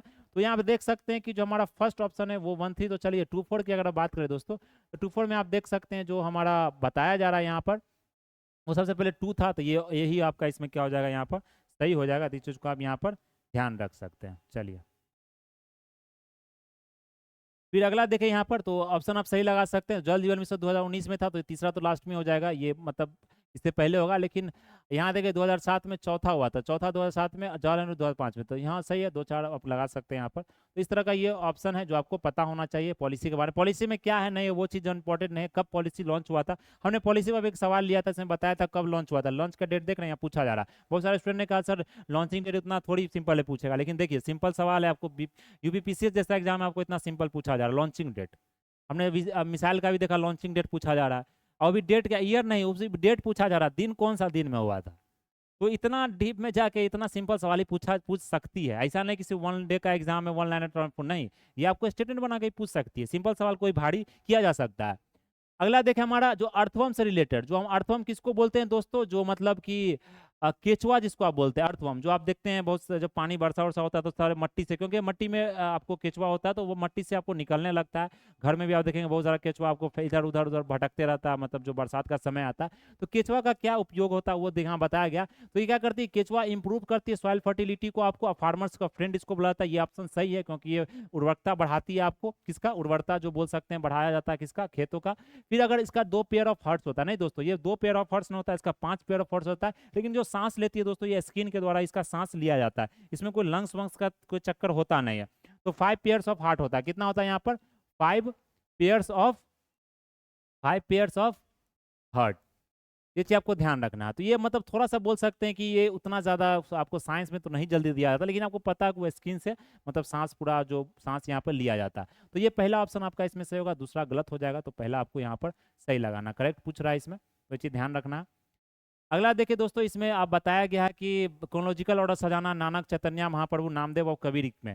तो कबीर का एक और ऑप्शन था, जो संत कबीर के बारे में, गुरु नानक जी के कौन उनके गुरु थे। लेकिन यहाँ आपको सजाना तो कबीर जो नानक, जो अगर यहाँ पे एक चीज आप पढ़ना, आदि ग्रंथ आपने पढ़ा होगा, जो कि मतलब कि सिख धर्मों से रिलेटेड है, गुरु नानक जो साहिब है उनसे रिलेटेड है। तो आप जानते हैं कि उनमें जो मतलब कबीर साहब का भी चर्चा किया गया, बहुत सारे धर्म गुरु, जो बहुत सारे जो धर्म सुधारक रहे उनका भी चर्चा किया गया। तो आपको 4 के बाद ही मतलब कि 1 आएगा। तो इसमें 4 के बाद 1 देख लीजिए, आपको समय दिया गया, तो इसको आप यहाँ से खत्म नहीं कर सकते। फिर नामदेव की बात करें दोस्तों, तो नामदेव आपको कबीर साहब से पहले हैं। जो नामदेव गुरु की बात करें, यहाँ पर जो संत थे वो पहले हैं। तो हम बात करेंगे यहाँ पर नामदेव, तो 1270 से 350। नामदेव का जो अगर देखे पूरा ये कार्यकाल था 1270 से 1350 तक था। फिर अगर कबीर साहब की बात, तो 1440 से आपको देख सकते मेडिएवल इंडिया में, मतलब इसे को पढ़ते हैं हम, जितने भी संत हैं यहाँ पर 1518 तक था। फिर अगर हम देखें चैतन्य महाप्रभु को, जो भक्ति, एक वैष्णवा सेंट थे, वैष्णव के सेंट थे ये, उन्होंने वैष्णविज्म को शुरू किया था। कृष्णा जो भगवान कृष्ण उनके भक्त थे ये। तो 1486 से 1534, तो यहाँ पर देख सकते हैं 1486 से 1534। फिर अगर देखिए गुरु नानक साहिब के बारे में, यहाँ पर जो मतलब कि सिखिज्म के फाउंडर थे, सिख जो धर्म है उनके फाउंडर थे, उन्होंने मोनोथिज्म, इक्वलिटी के बारे में बताया कि समाज सुधारक भी जाना जाता है उनको। तो ये 1469 से 1539 था। तो क्या था? 1469 से 1539। तो आप इसी से मिला लीजिए। यहाँ पर सबसे पहले आपको देखने को नामदेव जो संत थे वो मिलेंगे, तो 3 4 हो गया। फिर 3 4 तो आपको चलिए आ जाता है। फिर आपको 2 1 की अगर बात करें दोस्तों, इसमें नानक साहब पहले हैं, 3 4 1 2, तो ये चीज आपको सही हो जाएगा। तो सी ऑप्शन इसमें क्या हमारा सही है, ये चीज आपको यहाँ पर ध्यान रखना है। चलिए, तो ये चीज आपको ध्यान रखना, 3 4 2 1 है, 3 4 2 1 होगा, क्योंकि सबसे पहले कौन थे? कबीर साहब, नामदेव थे, कबीर साहब थे, फिर चैतन्य महाप्रभु थे 1486, 1534, नहीं नाना साहब बोल सकते हैं, क्योंकि इनका जन्मदिन का अगर आप बात करें यहाँ पर तो वो चीज़ आप लगा सकते हैं। चलिए अगला देखिए, हमारा इसमें पूछा गया कि कौन सा कोल्ड करंट का ओशियन है। कोल्ड करंट क्या होता है दोस्तों, जब आप जानते हैं कोल्ड ओशियन का जो करंट होता है, करंट क्या होता है, जो पानी का जो फ्लो होता है, ये नहीं कि थोड़ा मोड़ा पानी, जब मतलब 1-1 किलोमीटर 10-10 किलोमीटर का पानी का जो पूरा बहाव होता है, एक बहाव होता है, जो इतना पानी एक साथ बहेगी तो करंट के फॉर्म में बहता है, मतलब एकदम बहुत स्पीड में, तो उसको हम ओशियन करंट बोलते हैं। उससे बहुत सारा चीज मतलब आप देख सकते हैं, जितना जलवायु परिवर्तन, जो वर्षा वर्षा सारा चीज उसी से होती है। ये चीज आपको ध्यान रखना। तो ओशियन जो करंट होता है दोस्तों, ये कोल्ड करंट और वार्म करंट, तो क्या होता है, जब इक्वेटोरियल से जो करंट, इक्वेटोरियल से जो पानी आपको पोलर तरफ या पोलर साइड की तरफ आती है, तो उसे हम कहते हैं वार्म करंट, क्योंकि इक्वेटर से, इक्वेटर आपको गर्म होता है तो वार्म करंट बोलते हैं। और जो पोलर साइड से आता है, जो पोलर साइड से, जो क्योंकि वो ठंडा प्रदेश होता है, वहां से इक्वेटर की तरफ आती है अगर नदी का जो बहाव या समुद्र का जो बहाव होता है, तो उसे हमको क्या कहते हैं, उसे हम कहते हैं कोल्ड करंट। तो कोल्ड करंट पूछा था अगुलास और ब्राजील। अगर आप बात करें यहाँ पर, तो ब्राजील आपको क्या है, इक्वेटोरियल कंट्री है, अगुलास भी एक इक्वेटोरियल मतलब कंट्री है, तो ब्राजील अवकाश में दोनों छट जाएगा। तो पहला दूसरा ही ऑप्शन इसमें क्या बोलते हैं होगा, क्योंकि हम बोल्ड करंट ये कोल्ड है, कैलिफोर्निया भी कोल्ड है ये, क्योंकि ये ठंडा आपको क्षेत्र है। तो आपको यहाँ पर ध्यान रखना है। चलिए अगला देखिए हम दोस्तों, यहाँ पर जो हमारा अगला ऑप्शन, जो अगला हमारा सवाल है 76 नंबर, इसमें बताया गया मल्टी डायमेंशनल पॉवर्टी इंडेक्स के बारे में, जो कि एक इंपॉर्टेंट टॉपिक है, हमने पढ़ाया भी था मल्टी डायमेंशनल पॉवर्टी इंडेक्स के बारे में। इसमें बताया गया कौन सा करेक्ट ऑप्शन है। तो 2010 में बोला जाता है, इसे शुरू किया गया। इसमें एक्सट्रीम पॉवर्टी और ये भी पूछा जा रहा है कि $1 पर डे से नीचे जो रहते हैं उनका यहाँ पर मेजरमेंट किया जाता है। तो ये चीज़ आपको यहाँ पर क्या करना है, पहला ऑप्शन इसमें सही है कि मल्टी नेशनल पॉवर्टी 2010 में शुरू किया गया था। ये कौन किस बॉडी के द्वारा, यूएनडीपी के द्वारा निकाला जाता है, United Nation Development Programme. Plus ये ऑक्सफोर्ड ODHPI, जो कि मतलब ऑक्सफोर्ड यूनिवर्सिटी नहीं दोस्तों, Oxford poverty and human development initiative है, OPHI है। इस दोनों के द्वारा ये मिलकर ये मतलब कि मल्टीनेशनल पॉवर्टी इंडेक्स आपको सूचांक निकाला जाता है। इसके अंदर क्या होता है कि मेजर किया जाता है, इसमें बताया जाता है कि वन लेस नहीं, ये डॉलर पर डे से नहीं लेस है, इनके इसमें इनकम होता है, मतलब डिपेंड करता है, $1.90 है, उससे कम होगा तभी जाकर आप पॉवर्टी में, पॉवर्टी लाइन से नीचे आइएगा। तो पहला ऑप्शन इसमें क्या होगा, ये सही हो जाए। 2010 में हुआ था, ये भी इजी ऑप्शन है, इजी सवाल है, आपको पता होना चाहिए। अगला देखिए, सभी जानते हैं साइंस में केमिस्ट्री का जो आप जानते हैं लैक्टिक एसिड, टार्टेरिक एसिड, तो एसिड से आपको एक सवाल जरूर पूछा जाता है, तो आपको यहाँ पर बात करना है एसिड के बारे में। तो लैक्टिक एसिड की अगर बात करें दोस्तों, तो लैक्टिक एसिड सही बात है, लैक्टिक एसिड आपको मतलब मिल्क में होता है, जो लैक्टोबैसिलस बैक्टीरिया कारण ये उत्पन्न होता है, आपको सभी जानते हैं, ये सही है हमारा। तो नॉट पूछ रहा है इसमें। टार्टेरिक एसिड देखे तो ग्रेप्स में, खट्टा चीज में, जैसे अंगूर हो गया, इमली हो गया, उसमें टार्टेरिक एसिड पाया जाता है। एसिटिक एसिड देखे दोस्तों, ये पोटैटो में नहीं पाया जाता है। तो ये चीज़ आपको ध्यान रखना, ये विनीगर में होता है एसिटिक एसिड, पोटैटो में होता है। पोटैटो में किसी तरह का अगर देखें तो ऑक्जेलिक एसिड या साइट्रिक एसिड बहुत छोटा अमाउंट में होता है, वैसे एसिड जल्दी होता नहीं पोटैटो में, ये क्योंकि खट्टा ये सामान तो होता नहीं है, आलू आप खाते हैं तो खट्टा तो ऐसा लगता नहीं, लेकिन ये थोड़ा सा ऑक्जेलिक एसिड पाया जाता है। लेकिन इस तरह का सवाल है इसमें, ये पोटैटो में नहीं पाया जाता, ये गलत हो गया। तो सी ऑप्शन आपका ओनली जो 3 है ये आपका गलत हो जाएगा। तो इसमें कोई तरह का कन्फ्यूजन आपको नहीं रखना, ये बहुत सिंपल सा सवाल है। चलिए अगला देखिए, इंडियन ओशियन के बारे में, किसके बारे में हम देखेंगे यहाँ पर, इंडियन ओशियन के बारे में। तो इंडियन ओशियन बताया गया कि एंशियंट ग्रीक्स में इसे इरिथ्रियन सी कहा जाता है। क्या कहा जाता था इसे, इरिथ्रियन सी बोला जाता था। ये आइदर साइड ऑफ इक्वेटर, ये दोनों साइड आपको प्रेजेंट था। जो 78 नंबर हमारा जो क्वेश्चन है, इसमें दोनों ऑप्शन सही है। इरिथ्रियन सी मतलब किसको बोला जाता था, यहाँ पर इंडियन ओशियन को बोला जाता है। ये दोनों साइड इक्वेटर के प्रेजेंट है, सभी लोग जानते हैं, क्योंकि हमारा कंट्री है देखिए, तो इसमें इक्वेटर साइड भी है प्लस नॉन इक्वेटर साइड भी, दोनों प्रेजेंट है और इंडियन ओशियन से घिरा हुआ है। फिर अगर 79 के नंबर की बात करें तो यहाँ पर क्रोनोलॉजिकल ऑर्डर बोल सकते हैं, काल क्रमानुसार, जो क्रमानुसार क्रम में आपको सजाना है। तो battle of Kannauj, battle of दौड़ा, तो सभी लोग जानते हैं कि बैटल ऑफ चौसा जो है, ये कब आपको किया जाता है, बैटल ऑफ चौसा की बात करें तो बैटल ऑफ कन्नौज की बात करें, बैटल ऑफ चौसा, तो ये आप सभी जानते हैं 1539 में हुआ था बैटल ऑफ चौसा, जो कि शेरशाह सूरी हुमायूं के बीच, शेरशाह सूरी ने हुमायूं को हरा दिया था। तो बैटल ऑफ चौसा की बात करें तो ये 1539 में हुआ था, सभी लोग जानते हैं। ये 1540 में हुआ था। समुगर देखे तो 1600, ये अदारा सिंह को औरंगजेब के बीच में हुआ था बैटल ऑफ समुद्रा, तो ये 1600 में हुआ था दोस्तों। तो ये मतलब 17वीं शताब्दी में हुआ था, जो कि 1658 की हम बात करेंगे। जिसके बाद अंग्रेज यहाँ, औरंगजेब यहाँ पर राजगद्दी संभाला था, जो कि 50 साल तक उसने रूल भी किया। 1707 में उसका मृत्यु भी हो गया था। तो बैटल ऑफ दुराब, ये बहुत सारे स्टूडेंट नहीं जानते थे बैटल ऑफ दुराब, ये थोड़ा सा अजीब बोल सकते हैं। बैटल ऑफ दुराब बहुत सारे नहीं पढ़ा होगा, क्योंकि छोटा छोटा बैटल हम लोग उतना ज्यादा ध्यान नहीं था। हम लोग जो याद करते हैं वो सब बैटल करते हैं जो ज्यादा इंपॉर्टेंट होता है। लेकिन कभी कभी एग्जाम में इस तरह का एक बैटल ऐसा डाल दिया था बीच में कि आप कंफ्यूज कर जाइएगा। तो बैटल ऑफ जो दौड़ा हुआ था, जिसने प्रैक्टिस किया होगा उसे पता होगा, तो 1540 में शेरशाह सूरी और हुमायूं के बीच में, ये भी हमने पढ़ाया था। ये भी बैटल ऑफ 1500 इसमें हुआ था, 1540 में हुआ था। लेकिन 1540 में ये पहले हुआ था, ये चीज आपको ध्यान रखना। तो इसमें जो ऑप्शन हमारा हो जाएगा दोस्तों 4213, क्या हो जाएगा 4, सबसे पहले तो आपको याद रखना 4 को कैंसिल कर 4213 हो जाएगा 4213। तो पहले इसके बाद दौरा हुआ था, फिर जाके जब कनौज हुआ, फिर समूगरा हुआ। तो ये चीज़ आपको यहाँ पर ध्यान रखना। तो ये देखिए, ये तीनों बैटल किस में हुआ था, किसके बीच में, शेरशाह सूरी और हुमायूं के बीच में। फिर अगर ब्लड की बात करें, यहाँ पर अगला सवाल हमें ब्लड से पूछा गया, बायोलॉजी का क्वेश्चन है, साइंस का, जनरल साइंस का क्वेश्चन है, इस चीज को आपको यहाँ पर ध्यान रखना है। तो दौरा हमने देख लिया, शेरशाह हुमायूं के बीच में था, वहाँ पर हुमायूं को डिप्लीट कर दिया गया था, तो उसने वहाँ पर क्या हुआ, पर्चिया चला गया, भाग के वहाँ से जो पर्चियन था वहाँ चला गया वो। ये चीज आपको वहाँ पर ध्यान रखना है। चलिए अगला देखिए, हमारा अगला जो क्वेश्चन है ब्लड के बारे में पूछा गया। ब्लड का आप जानते हैं कि प्लाज्मा और डिफरेंट टाइप ऑफ सेल से ये कंपोज किया गया, सभी जानते हैं, इसमें आरबीसी डब्ल्यूबीसी सब होता है। ये हेमोग्लोबिन होता है, जिसके कारण ब्लड का कलर आपको जानते हैं कि लाल होता है। हेमोग्लोबिन का जो काम होता है ऑक्सीजन को लेवल को पहुंचाता है, प्लस मतलब इसका जो ब्लड जानते हैं जो ऑक्सीजन को आपको फ्लो करवाता है, प्लस इसका क्या होता है, हेमोग्लोबिन का कमी हो जाता है तो आपका ऑक्सीजन का फ्लो भी कम हो जाता है, प्लस आपका सिकल सेल एनीमिया का भी कारण हो जाता है। तो ये ब्लड में मतलब हेमोग्लोबिन का बहुत एक उपयोग होता है, जिसके कारण बोल सकते हैं कि ब्लड का कलर भी आपको लाल होता है। अगर हम बात करें अगला क्वेश्चन दोस्तों, ये सिंपल था इसलिए मैं ज्यादा एक्सप्लेनेशन की जरूरत है नहीं। तो नॉवलिस्ट की बात करें, जो जर्नलिस्ट हो गए, जो कि जूरी मतलब कि जूरी इंटरनेशनल बुकर प्राइज की जूरी है, तो कौन सी मेंबर इसमें आपको 5 मेंबर्स का बॉडी, इसमें कौन सी मेंबर है जो कि आपको इंटरनेशनल बुक जूरी प्राइज की मेंबर है।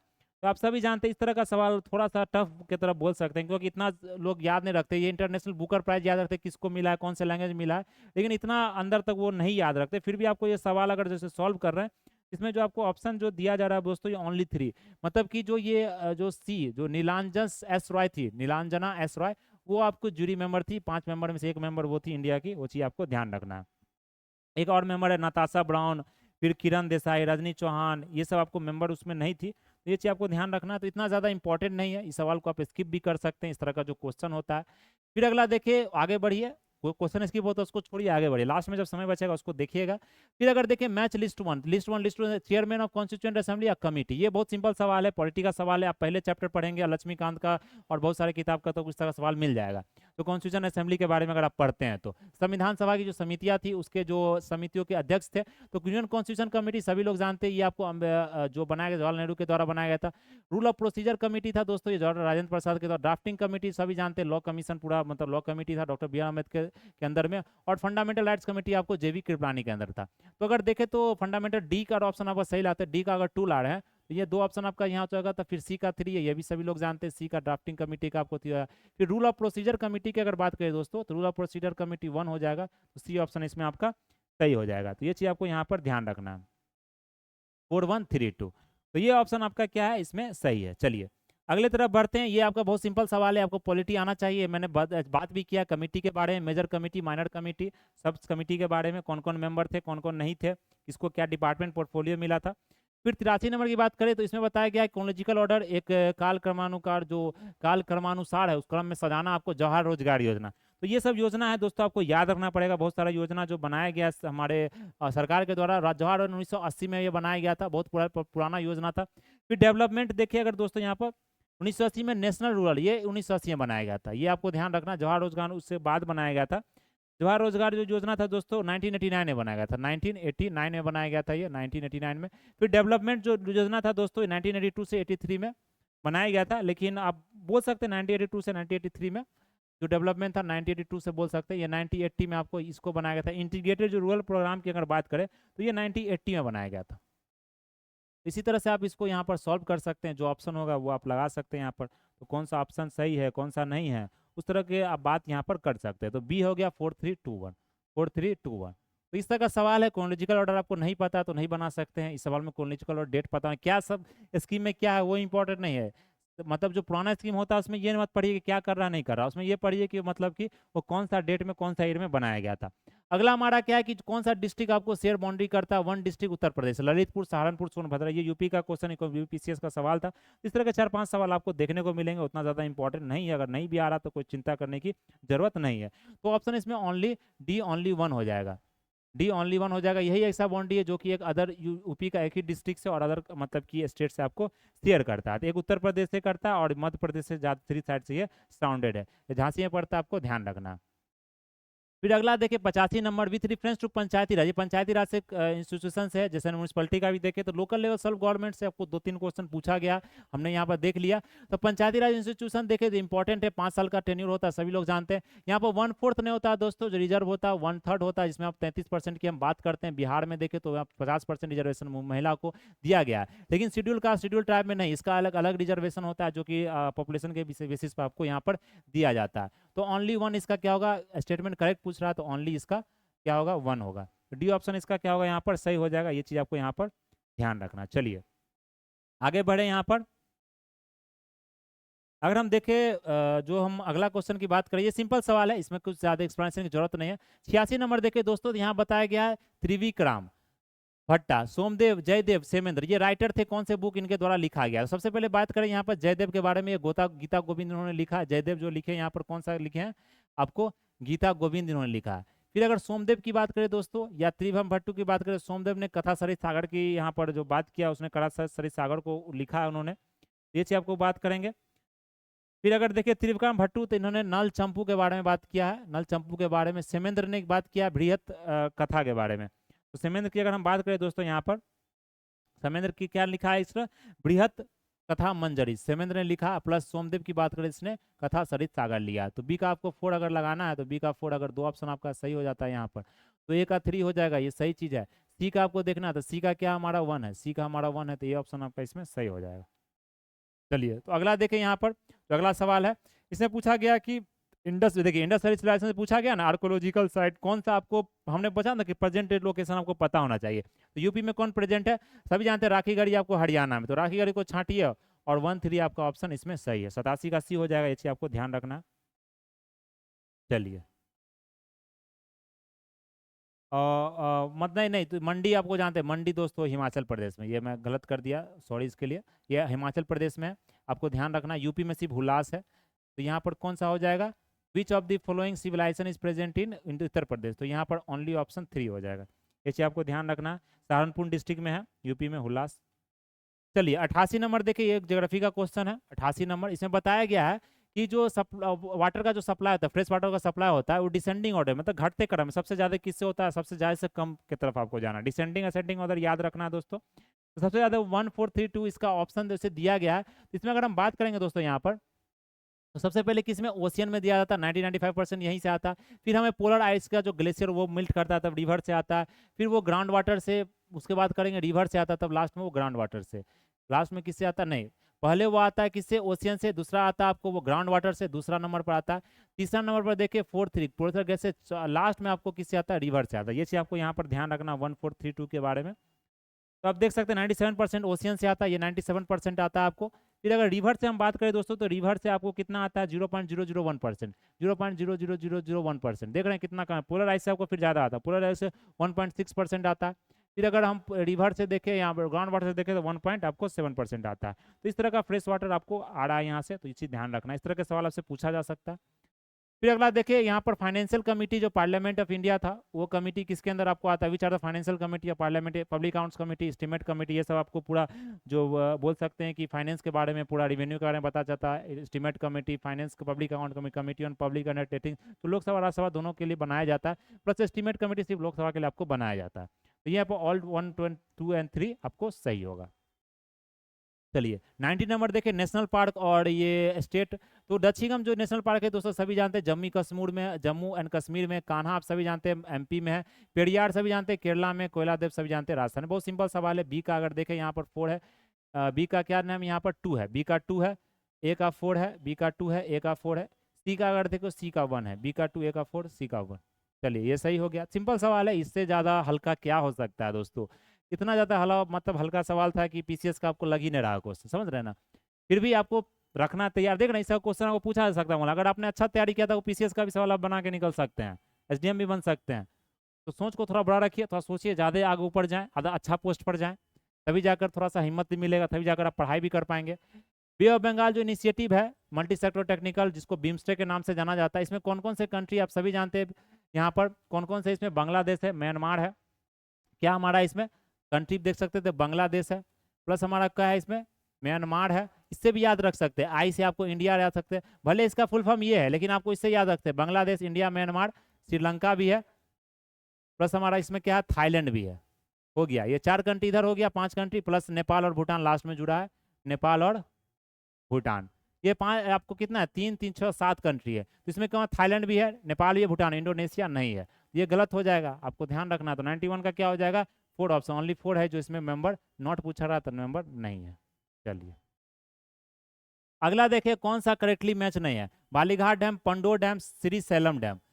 तो पूछा जा रहा है कि कौन से रिवर में बनाया गया डैम आपके लिए इंपॉर्टेंट होता है दोस्तों, इस तरह का सवाल आपसे पूछा जाता है। तो इसको आप यहाँ पर छोड़ नहीं सकते इस तरह के चीज़ों को। तो ये जो मतलब बनाया जा रहा है, जो मतलब बोल सकते हैं कि बालीघाट डैम या पारदो डैम, तो आप देख सकते हैं इसमें जो दिया गया बालीघाट डैम चेनाब रिवर बनाया जा रहा है, ये सही है। आपको बगलीहाट डैम चेनाब रिवर बनाया जा रहा है। प्लस जो हमारा दूसरा ऑप्शन है जो आपको बताया गया, पांडो, जम्मू कश्मीर रिलेटेड चेनाब रिवर, सभी जानते हैं चेनाब ब्रिज भी बना उसके ऊपर, जो सबसे हाईएस्ट ब्रिज अभी वर्ल्ड का माना जा रहा है। फिर पंडोर डैम है, ये ब्यास रिवर पर, आपको नहीं, ये हिमाचल प्रदेश में लोकेटेड है, जो कि आपको ब्यास रिवर पर, रवि पर नहीं, ये ब्यास पर है और ये हिमाचल प्रदेश में है। तो ये आपका ऑप्शन गलत हो जाएगा, रवि नहीं होगा इसमें। श्रीशैलम देखे, तुंगभद्रा पर नहीं दोस्तों, श्रीशैलम है जो कि कृष्णा रिवर पर है, और तुंगभद्रा पर नहीं जो कि आंध्र प्रदेश में है। ये कृष्णा रिवर पर है, ये किस पर है, कृष्णा रिवर पर है, जो कि हमारा कहाँ पर है, आंध्र प्रदेश में है। कहाँ पर है, आंध्रा में है, ये चीज ध्यान रखना। तो 2 ऑप्शन आपका इसमें क्या होगा, गलत हो जा रहा है। तो यहाँ पर 2 और 3 नॉट मैच कर रहा है, तो 2 और 3 आपका ये सही हो जाएगा। चलिए देख रहे कितना सिंपल सवाल है, तो समझ में आ रहा है। आई थिंक आपको पूरा क्रिस्टल क्लियर होना चाहिए। किसी तरह का कोई अगर असमंजस, कुछ तरह का कंफ्यूजन हो रहा है तो जरूर पूछिए, हम चर्चा करेंगे उस पर। बाकी ये सब सारा चीज़ मैंने पढ़ाया है, मतलब कि बहुत हद तक मैंने पढ़ा है। जैसे मिस्टी स्कीम भी हमने पढ़ा है, मिस्टी, इसका फुल फॉर्म भी आपसे पूछा जा सकता था। तो इस सब पर थोड़ा सा एक आप याद कर सकते हैं। मिस्टी हो गया, इस तरह का सवाल पूछा कहीं स्कीम के बारे में नहीं, आप बोल सकते हैं इसका फुल फॉर्म पूछ दिया क्या है, mangrove initiative for shoreline habitat and digital income, मतलब कि मैनग्रोव्स को आपको इंप्रूव करना है, उससे रिलेटेड जितने भी इकोनॉमी में थोड़ा सा उसको लोगों को वहाँ पर जॉब भी दिलवाना है, एनवायरनमेंट को भी अच्छा रखना है। तो ये था कि 2019 में दोस्तों, ये 2023-24 का जो बजट था उसमें इस चीज़ को आपको बनाया गया था। तो 23-24 का जो बजट था दोस्तों, 23-24 का जो बजट था उसमें इस चीज़ को लाया गया था। और ये मतलब निर्मला सीतारमण जो फाइनेंस मिनिस्टर, उसके उनके द्वारा ये चीज़ शुरू किया गया था, ये चीज़ मतलब अनाउंस किया था बजट में। और इसका मेन एम होता है कि हाँ, रिस्टोर करे, एक्सप्लेन करे। तो ये दूसरा ऑप्शन आपका सही है, तो ओनली 2 आप इसको सही लगा सकते हैं। चलिए अगला देखिए, Himalayan forms the source of several large perennial river. Perennial river क्या होता है दोस्तों, जो सालों भर आपको बहता है उसको हम क्या करते हैं, वहाँ पर पेरेनियल रिवर कहते हैं। क्या बोलते हैं उसको हम लोग, पेरेनियल कर करते हैं। तो स्नो कवर्ड होता है, पेरेनियल रिवर होता है, तो ये ऑप्शन क्या होगा, दोनों आपका सही हो जाएगा। और प्लस हायर रेंजेस जो हिमालय होता है वो स्नो कवर्ड होता है थ्रू आउट द ईयर, उसके कारण वो पेरेनियल होता है। क्योंकि जो अगर स्नो कवर्ड है तो वो धीरे धीरे जो मेल्ट होता है, आइस ग्लेशियर गलता है, तो वहाँ से पानी आपको निकलती है, वही सोर्स होता है रिवर का, वही सोर्स होता है, वहीं से आपको नदी बहती है। तो जिस देश में गंगा बहती है वो देश हमारा क्या है, भारत है।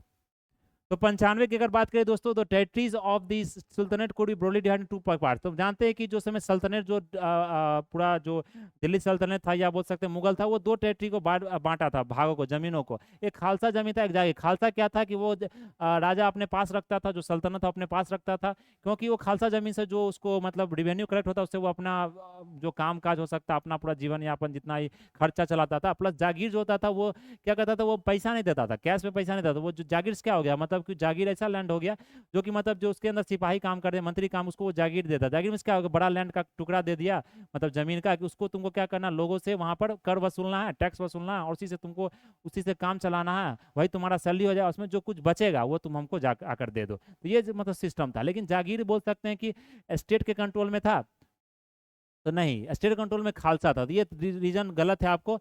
तो A is true, R is false, ये चीज आपको यहाँ पर ध्यान रखना है। समझ रहे हैं ना। तो ये देख रहे कितना सिंपल सा आपको सवाल यहाँ पर पूछा जा रहा है, इसमें कोई तरह का आपको दिक्कत नहीं होनी चाहिए। चलिए अगला देखिए दोस्तों, यहाँ पर जो हमारा अगला जो सवाल है, क्योंकि 150 सवाल है, 100 तक कल कंप्लीट करके खत्म करते हैं इसे। लिस्ट 1 लिस्ट 2 बनाया गया ट्रेड और इंडस्ट्री के बारे में। तो ट्रेड इंडस्ट्री जो पद्म भूषण फील्ड्स मिला था अवार्ड में किसको, तो ट्रेड इंडस्ट्री में सभी जानते हैं यहाँ पर सुजुकी, श्री ओसामू सुजुकी को यहाँ पर मिला, जापान के हो सकते हैं क्योंकि मेरा सुजुकी वहीं का है। लिटरेचर और एजुकेशन देख ले, और मेडिसिन देख ले, आर्ट्स देख ले। तो अगर हम लिटरेचर और मेडिसिन की बात करें, यहाँ पर लिटरेचर और मेडिसिन के देखें तो श्री लक्ष्मी नारायण को आई थिंक यहाँ पर मिला था। तो आप देख लेंगे इस चीज़ को, फिर भी हम बात करते हैं वैसे। तो वासुदेव नायर को देखे तो यहाँ पोस्टमसली इनको अवार्ड किया लिटरेचर और एजुकेशन में। लिटरेचर और एजुकेशन में वासुदेव नायर को क्या किया गया, लिटरेचर और एजुकेशन में अवार्ड यहाँ पर दिया गया। मेडिसिन में अगर बात करें दोस्तों तो ध्रुव नागेश्वर रेड्डी को यहाँ पर मेडिसिन के लिए दिया गया। तो नागेश्वर रेड्डी हैं यहाँ पर, इनको मेडिसिन के लिए दिया गया। और प्लस आर्ट्स में श्री लक्ष्मी नारायण को यहाँ पर दिया गया। आर्ट्स में किनको दिया गया? श्री लक्ष्मी नारायण को दिया गया। ये ऑप्शन आपका इसमें क्या हो जाएगा? यहाँ पर सी ऑप्शन आपका इसमें सही हो जाएगा। तो ये चीज आपको यहाँ पर ध्यान रखना। फिर देखिए पुष्कर कुंभ मेला, ये बहुत इंपॉर्टेंट दोस्तों। बहुत सारे लोग ने कुंभ मेला को समझ लिया होगा, जो कुंभ मेला भी हुआ था यूपी में 140 साल बाद हुआ था, वो कुंभ मेला नहीं पूछा जा रहा दोस्तों। यहाँ पर जो पुष्कर कुंभ मेला है, ये आपको पूछा जा रहा है कि कौन सा स्टेट में यह मेला मनाया जाता है। तो पुष्कर कुंभ मेला 2025 में जो केशव प्रयाग इन जो मान विलेज है वहाँ का, कहाँ का बोल सकते हैं आपको? चमोली डिस्ट्रिक्ट उत्तराखंड में, वहाँ पर मनाया जाता है। ये कहाँ पर? उत्तराखंड में आपको मनाया जाता है। ये चीज़ आपको यहाँ पर ध्यान रखना, उत्तराखंड में मनाया जाता है। तो ये ओनली ऑप्शन इसका सही 3 होगा। तो ये पुष्कर कुंभ मेला आपको यहाँ पर याद रखना है। तो पुष्कर धामी से भी आप याद रख सकते थे। फिर 98 का देखें यहाँ पर, which are the following statements are correct. तो डेल और वेल्स आप जो बोल सकते हैं, आप जानते हैं कि ये नॉस्ट्रिल्स होता है, जो ब्लो होल्स बोलते हैं, ये नॉस्ट्रिल्स होता है। जो नाक हुआ ना हमारा, तो ये नॉस्ट्रिल्स हुआ, वहीं से ये सांस लेते हैं। इनके पास गिल्स नहीं होता, ये लंग से ही सांस लेते हैं, इसलिए वो बार बार मुंह पानी से ऊपर निकालते हैं, सांस को खींचते हैं ऑक्सीजन को, उसी से वो अपना मतलब बोल सकते हैं उनका सांस वहीं से लिया जाता है, उसी से वो जीवन चलता है। तो earthworm breathe through their skin, ये सही हमने बोला था। अर्थवर्म पे क्वेश्चन पूछा गया था, ये ब्रीथ स्किन से करता है। ये दोनों ऑप्शन आपका इसमें सही है। 98 का क्या हो जाएगा? इसमें सी हो जाएगा। ये चीज आपको यहाँ पर ध्यान रखना। तो ये सब देखना, कितना आसान आसान सवाल आपसे पूछा जा रहा है। किसी तरह का कोई मतलब उतना भी टफ नहीं है कि आप नहीं बना सकते हैं, समझ रहे हैं ना। चलिए 99 नंबर का सवाल देखते हैं। सर्सन रीजन का सवाल है, बहुत सारा सर्सन रीजन पूछा गया। मतलब देख के आपका कभी कभी माथा पगला जाएगा, भाई कितना सर्सन रीजन डालते हो, कुछ अलग डाल देते हैं। ये सर्सन रीजन बनाने में लेकिन तो मजा आता है, बात तो आप समझिए, मजा आता है। लेकिन इसमें ये कि आप जल्दी से सॉल्व कर लेते, देखने में लंबा लगता है लेकिन आप सॉल्व करने में मजा आता है। तो concept of national integration involves political, economic, social, psychological dimension, interrelation between them. तो नेशनल इंटीग्रेशन में ये सब सारा चीज होता है। एक कंसेप्चुअल सवाल है ये। नेशनल इंटीग्रेशन काउंसिल कॉन्स्टिट्यूट किया 1961 में, जो यूनिटी ऑन डाइवर्सिटी को लेकर ये किया गया था। तो ये अगर देखें तो दोनों ऑप्शन सही है दोस्तों। ये चीज आपको यहाँ पर ध्यान रखना, इसको याद कर लीजिए, दोनों ऑप्शन आपका यहाँ पर सही है। चलिए यूनिटी ऑन डाइवर्सिटी, ये जो हमारे प्राइम मिनिस्टर थे जो जवाहरलाल नेहरू जी थे, उनके द्वारा ये किया गया था। फिर 100 नंबर देखे, 100 नंबर सवाल था। ये आज के लेक्चर का हम लोग यहाँ पर एंड रखेंगे, क्योंकि ये बहुत ज़्यादा लेंदी हो जाएगा। तो यहाँ पर देखें तो फॉलोइंग एलिमेंट, जो 70 किलो मैन है, उसके अरेंज कीजिए, उसके जो शरीर में किस मेटल का या किस कंपाउंड का या बोल सकते हैं एलिमेंट आपको ज़्यादा मिलेगा। तो उसके क्रोनोलॉजिकल ऑर्डर में वो भी अब इंक्रीज में बढ़ते क्रम में सजाना, छोटा से बड़ा। सबसे कम क्या होता है? Copper iron. पोटासियम सोडियम सभी जानते हैं, पोटासियम सबसे ज़्यादा होता है, फिर सोडियम होता है। तो 2-1 आपका लास्ट ही में आ जाएगा, 2-1 आपका लास्ट में आ जाएगा। तो 100 नंबर के सवाल की अगर हम बात करें दोस्तों, यहाँ पर 2-1 क्या हो जाएगा हमारा? लास्ट 1-2 आ जाएगा लास्ट में, क्योंकि हमारा जो क्या होता है कि कॉपर आपका कम होता है लेकिन आयरन ज़्यादा होता है। आयरन आपको देखें तो 4 ग्राम होता है, आयरन 4 ग्राम हो गया, कॉपर 0.1 ग्राम बोल सकते हैं, 0.1 ग्राम। सोडियम 100 ग्राम होता है, पोटासियम 140 ग्राम, पोटासियम 140 ग्राम होता है, सोडियम 100 ग्राम होता है। तो ये नहीं कि नमक आप ज़्यादा खाए तो नमक ज़्यादा होगा, पोटासियम ज़्यादा होता है, क्योंकि हड्डी को मजबूती या बोल सकते हैं पूरा बॉडी को जो डेवलपमेंट में काम करता है पोटासियम। तो पोटासियम का होता है तो 2 आपका हो जाएगा। 1-2 तो ये चलिए सही है, दोनों में से एक होगा। 4-3 तो इसमें देख सकते हैं कॉपर आपका क्या है? सबसे कम है, तो कॉपर को आप यहाँ रखिएगा। तो सी ऑप्शन आपका सही हो जाएगा। तो ये हमारा 100 नंबर तक सवाल था दोस्तों, जो हमने यहाँ पर डिस्कस किया। थोड़ा सा एक बोल सकते हैं स्पीड में किया, लेकिन फिर भी हमने देखा, एक्सप्लेन किया, अच्छे से एक्सप्लेन किया। प्लस आपको ये भी समझाया कि कहाँ से कौन सा सवाल पूछा जा रहा है, क्या इंपॉर्टेंस है। आज के समय में एग्जाम दे रहे हैं तो प्रीवियस ईयर्स बनाने का कोशिश कीजिए, बहुत सारे एग्जाम्स का। इससे बहुत सारा आपको इन्फॉर्मेशन मिलता है, बहुत सारा डाटा आपको मिलता है, कुछ नया इन्फॉर्मेशन मिलता है जो आपको पता होना चाहिए, समझ रहे हैं ना। तो ये एक ही दूसरे सवाल से पूछा, क्योंकि सिलेबस अलग नहीं होता, वही क्वेश्चन आपसे अलग एग्जाम में थोड़ा सा उलट फेर करके पूछ दिया जाता है। तो चलिए दोस्तों, बहुत समय हो गया, रखते हैं, इस चीज़ को कंटिन्यू करेंगे आगे में। इतना को आज कंप्लीट करते हैं, यहीं पर रहने देते हैं। तो thanks for watching this video. तैयारी करते रहिए, आगे बढ़ते रहिए और अपना ख्याल रखिए। टेक केयर एंड जय हिंद, जय भारत।